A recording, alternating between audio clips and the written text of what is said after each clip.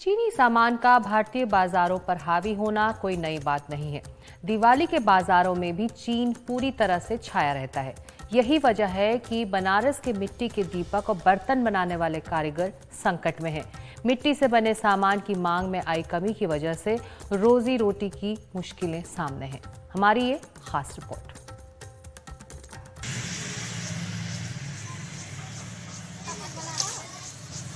धूप में सूख रहे ये दिए अगर बोल सकते तो जरूर अपने गढ़ने वालों की बेबसी और बदहाली को बयां करते कि कैसे मिट्टी के ये कलाकार तंग हाल जिंदगी जीने को मजबूर हैं।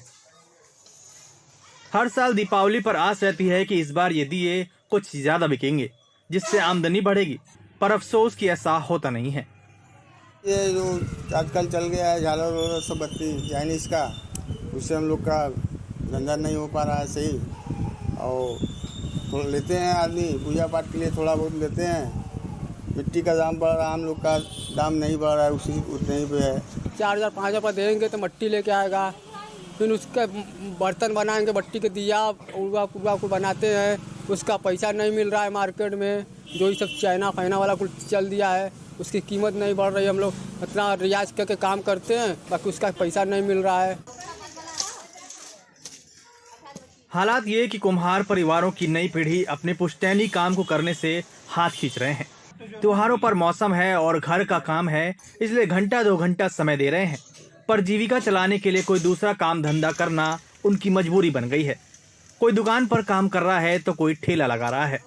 दीपावली का समय है, इसीलिए हम लोग घर पे 1-2 घंटा काम घर पे हाथ बटा देते हैं। फिर उसके बाद दीपावली बाद ख़त्म हो जाती है तो हम लोग बस फूट का स्टार्ट का काम करते हैं, मार्केट में ठेला वेला लगाते हैं। सरकार की तरफ से कुम्हारों की स्थिति में सुधार के लिए उन्हें इलेक्ट्रिक मोटर चलित चाक मुफ्त में उपलब्ध कराए जा रहे हैं।